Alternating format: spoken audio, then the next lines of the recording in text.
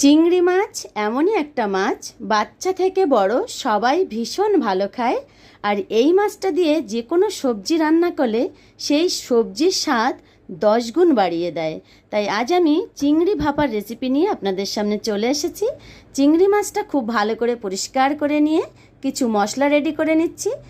নিয়েছি 1 চামচ পোস্ত, 1 চামচ চালমগজ, কয়েকটা কাজু বাদাম, 4টে কাঁচা লঙ্কা, 2 টুকরো আদা, সাদা সর্ষে, কালো সর্ষে দিয়ে খুব ভালো করে বেটে নিলাম। যে বাটির মধ্যে চিংড়ি মাছ ভাপা করব সেই বাটির মধ্যে মাছ দিয়ে দিলাম। পরিমাণ মতো নুন হলুদ দিয়ে বাটা মশলা দিয়ে 2টো চেরা কাঁচা লঙ্কা দিয়ে 2 চামচের মতো সর্ষের তেল দিয়ে ভালো করে মেখে হাতটা ধুয়ে একটু জল দিয়ে ঢাকা চাপা দিয়ে 10 মিনিট রান্না করে নেব। 10 মিনিট রান্না করে একটু ঠান্ডা করে ঢাকাটা তুলে উপর থেকে কাঁচা সর্ষের তেল ছড়িয়ে দিলেই রেডি হয়ে গেল চিংড়ি ভাপা। অবশ্যই বানাবেন। নমস্কার।